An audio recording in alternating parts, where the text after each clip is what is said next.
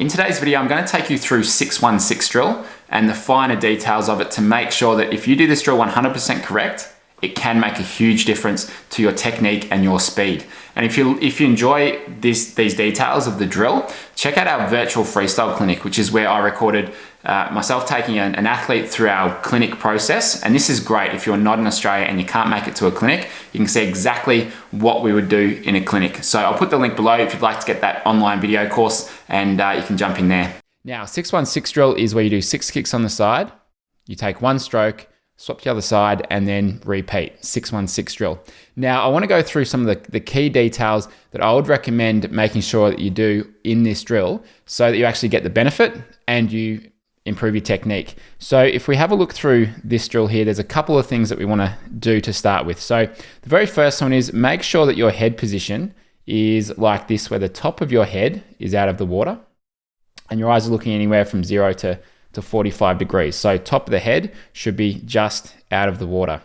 The second thing we need to get right is the rotation. Often when I'm coaching clinics, because we do this drill in clinics, is many people don't have this opposite shoulder out of the water. They're too flat with the drill, so this shoulder isn't out of the water. So make sure you're on your side enough where the opposite shoulder is somewhere out of the water. And if we have a look at that from underneath the water here, ideally get that shoulder somewhere up near the side of your face. So your shoulder, maybe near the side of your cheek or just kind of beside your chin there. Close up that gap from the head through to the shoulder, because that's going to reduce the drag. And that's going to be a fairly similar position to where you'll get to when you begin your catch. So that is what we need to do there. The other thing you'll see with the head position from under the water here, and I guess the posture as well, is lengthen the neck. Imagine that someone's got a piece of rope or string that's attached from the base of your spine all the way up through there. And it's like someone's pulling that rope or string from above. Feel like you've really got this good length all the way through there. And that's a similar position that we want to swim with, is that tall and proud posture. And you can see how well Harriet's got her posture here with the neck, and obviously that tautness through the torso and through the upper body as well, through the neck, sorry. The other thing you'll notice there is when she goes to swap sides, notice how the head stays still. It doesn't move at all, and it's just her body that rotates around. Because again, when we're swimming, we need to keep the head still, aside from when we turn to breathe. Keep the head still while the body will rotate around it. So that's a couple of things there. The other thing that we want to do is have catch-up timing, or sorry, front quadrant timing.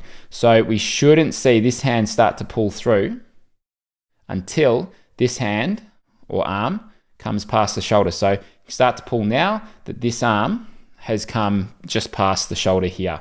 So that's that front quadrant timing that we want.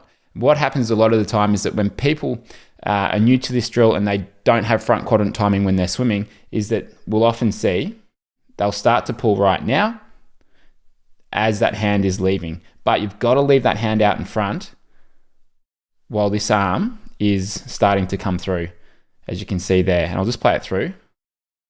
Play it slowly. So you can see that front quadrant timing. So do not start that front arm catching until this arm has moved to about that position there. Now, the only sort of nuance with that detail there is if you're a sprinter, sometimes you can practice that 616 drill with starting the catch and starting the recovery at the same time, because it's more of that sort of kayak stroke. But for most people, I'd say just leave that lead hand out the front a little bit longer. So that's the other thing. And what I'll often explain at clinics is that once you're in this position, which I would call your base position, that's the position that we want to kick in, all right, you always want to just return straight back to that position as quick as you can. So if you're on the side, you're kicking, all right, you'll do your 6 kicks, bring the arm over, and then as soon as you swap over, straight back into that position. Get good at feeling what it's like to have everything in place there. Get good at just being able to automatically switch to that side. And that way, it's going to be much easier when you're in the full motion of the stroke and everything's moving to then just be very comfortable and not have to think too much about where everything is. Now, one of the sort of the finer details of the stroke here is this starting catch position. So if you have a look at the lead hand here, this is spot on. We've got the fingers at about underarm depth, and you'll see that fingers are just below the wrist just below the elbow there. I really like to practice that position where you should feel the flow of the water kind of coming just over the top of the hand there, just over the top of the hand, because again, that's kind of similar to what we do once the hand enters the water and you're reaching forwards. So make sure you've got that sort of depth out in front in order to practice the ideal starting catch position, which is there. Most people will have their hand up much too high. So most people will have their hand sort of up here for this drill. And it feels like the more comfortable position, and it's kind of easier to balance sometimes with the hand up there because this doesn't really feel natural. So often we've got to get people to just sometimes look forwards and check where their hand is. Now, it's not to say that, look, if the hand is up here, then it's completely the wrong thing to do. But I do find that this hand position right here is much better for practicing the same position that we want in the stroke. Because I do see, look, I've seen elite swimmers practice this drill and their hand will be up quite high.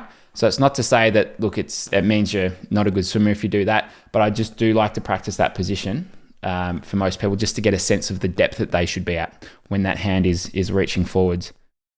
And then the other thing that we should sort of feel for, and I guess this is probably more of a, advanced sort of level of what we want to go for. But when we're swimming freestyle, we really should be using our body, so our hips and our core, as well as our upper body to really drive to the other side, to rotate to the other side.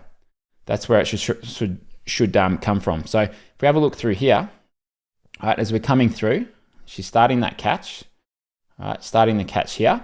And then as this hand comes in, we then will start to rotate to the other side. So that hip's going to drive downwards. And if you can keep that tautness through the midsection of your body through here, while you transfer from this side through to this side, then you're going to get that great connection through the body. So try and maintain that good posture, head position, as you switch to the other side. And again, you can see that great posture, tall, proud, long through the spine, long through the neck, and we maintain that. What you will see with swimmers who don't have as good a posture is you'll often see a big arch through the lower back. All right, so a really big arch, and that disconnect from the hips through to sort of the upper body because there's too much of an arch through there. So by maintaining that posture and head position when you're this side and then swapping it over to the next side, you will get that great connection. So that is what I would often look for. Now, if you want to, if you're sort of not in Australia, but you want to get a sense of what we would do in clinics, so the drills and the progression and all these finer details, I'd recommend check out our virtual freestyle clinic, which is a video course. I'll provide the link below, and that's available to purchase. So really good if you can't make it to a clinic here in Australia. And it's basically got me taking an athlete through a clinic with all the finer details. And it's really the devil's in the details. That's what really matters, because the drills are drills, but it's all about how you do them and the reason why. And if you know exactly what you need to do in those drills and why you're doing them, you're going to make much better connections with doing the drill to then moving that into your normal stroke. So hope you've enjoyed this video. I'll put the link below to the virtual freestyle clinic, and jump in and grab that if you can't get to a clinic here in Australia, even though we're only running them in Sydney at the moment because we can't get them started in the other states yet, but hopefully that's going to happen soon. So if you are in Melbourne, Brisbane, in Tasmania, Adelaide, Perth, look, we're hoping to get there end of this year or early next year once the interstate borders open. So thanks again for watching, and I will see you next week.